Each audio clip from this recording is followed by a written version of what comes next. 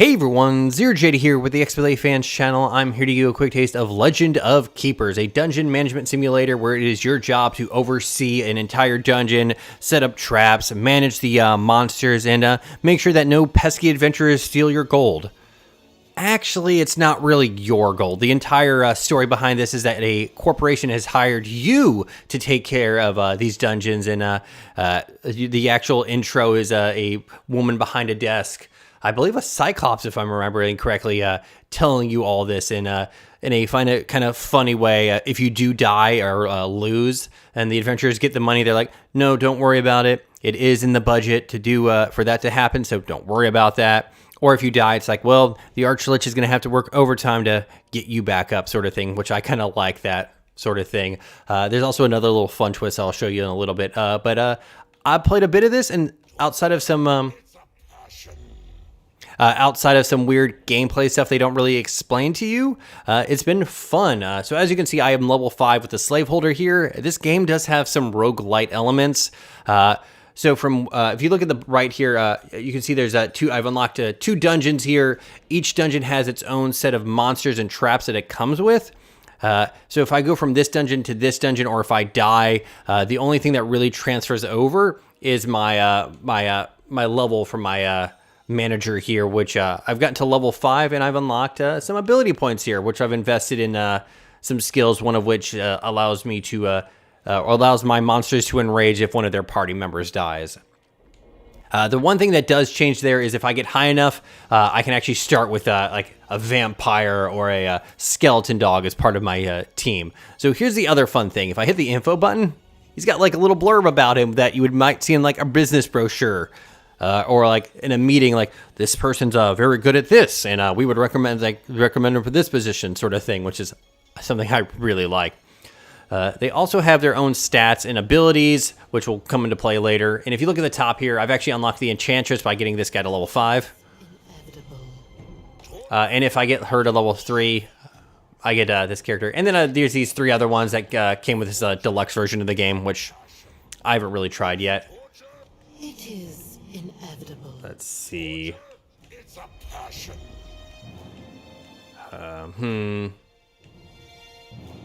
Creatures of the Deep. We might just go with the first one since I kind of know it'd be easier to explain. You might notice on the bottom that I can actually customize. You can actually change a lot of things here, like how strong the heroes are, how much gold you get, how much the Dungeon Master's life is, motivation lost, and then game length. So motivation isn't something they actually explain to you, and I actually still don't know what that is. From what I can see is as a monster takes damage and dies, he doesn't actually die, he gets demotivated, and you can put him in like the barracks or waiting room to re-get motivation. Don't know what that does. But let's go ahead and just do this first one here. So the way that this happens is each week a different event will happen. This first week, it's always like someone attacks you, or at least it's always been that way so far.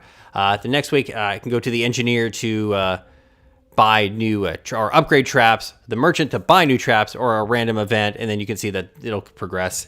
So another thing, bottom right, blood, sweat, and gold.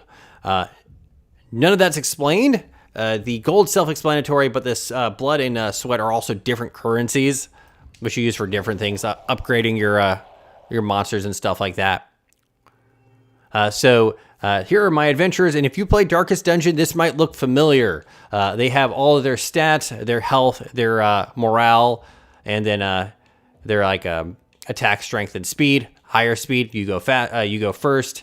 And is that also, you'll also see that they have their attacks. So since this character is in the front line, they can attack the person closest. See that little red dot? That's that first, like this one right here. This person, if they're here, they should be able to attack here, I believe.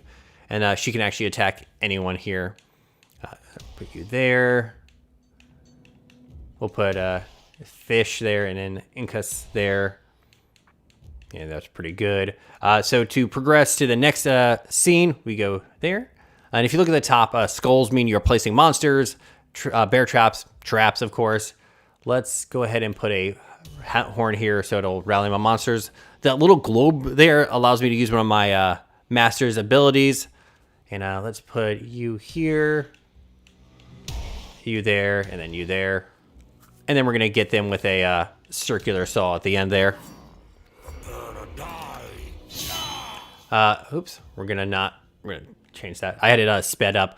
So you might have guessed one of the ways to kill to defeat the adventurers is to kill them. Another way is to demoralize them, running out that purple bar, and they just run away.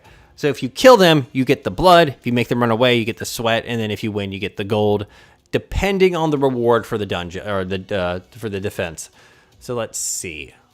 So early on, I figured out that damage over time is great. So we're just gonna kind of take them out here.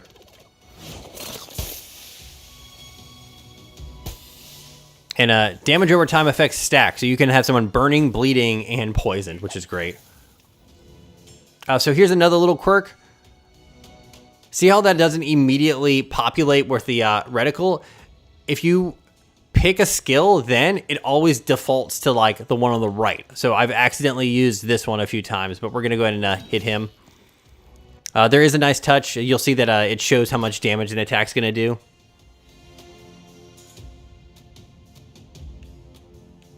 We're going to start working on the girl in the back. So this guy in the front is poisoned and he's bleeding. They're also all enraged, which isn't going to work out for me.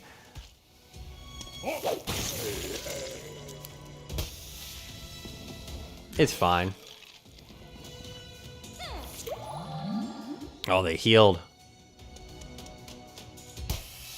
So there's different types of enemies. There's like champions, and I think the champion's the one at the very end, and then the veterans and stuff like that. So let's go ahead and Burning Whip you. So now you're also on fire.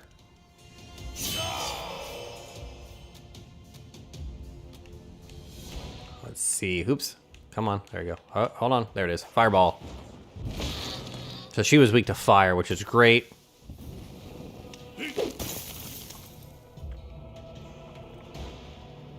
So see here, see how even though he's in the back, and it says he should only be able to attack where the girl was.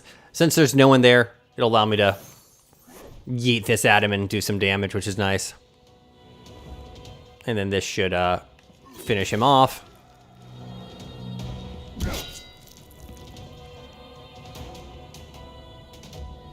And it'll fireball you. He's got some fire resistance though. So if this was a little further in, I'd have planned out like my monster placement better. Like if the front guy was weak against ice, I would have been able to do that. Ooh, this guy's really good. He does a ton of damage. There we go. So like the motivation's down. Don't know what that does. Don't know if that decreases damage or whatever. Let's see. Let's upgrade my traps. And I can only pick one of these, by the way. Oh, and I backed out because I'm an idiot. Let's do an event. Oh, it's gonna level them up. That's good. Let's do another event. Aw. Let's resurrect that little guy. Okay, so so it's not sweat, it's tears. I'm sorry. Like I said before, it doesn't tell you what it is. All right, so let's do a rallying horn. So I'm gonna put you here, and then you in the back.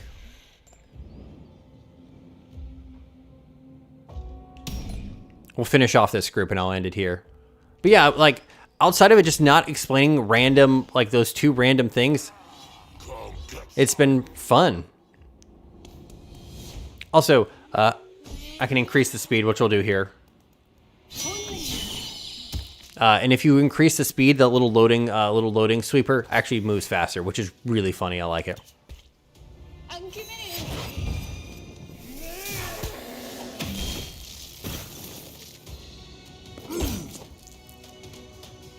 So this guy hits like a truck. He does 65 damage.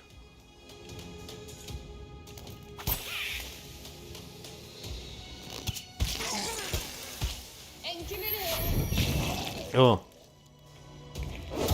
Wham. He also breaks armor, which is great.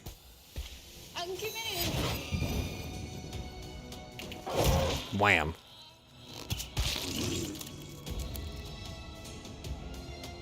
Fire burn. There's actually an achievement for killing all 3 adventurers with a 1 trap, which I think is kind of neat. All right, fireball. And, bam. Ooh, this guy's really good, too.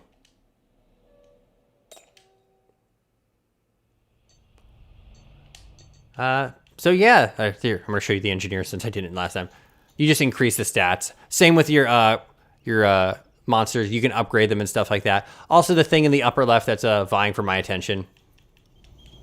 Just kind of this. It's like, oh, I'm gonna put him in the garrison. Like I said before, though, it doesn't really explain anything.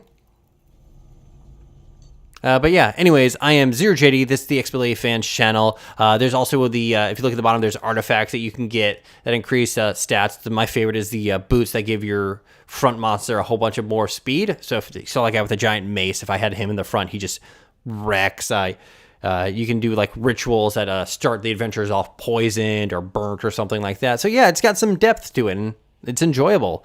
I just wish it would have explained some of those smaller things or what motivation even is.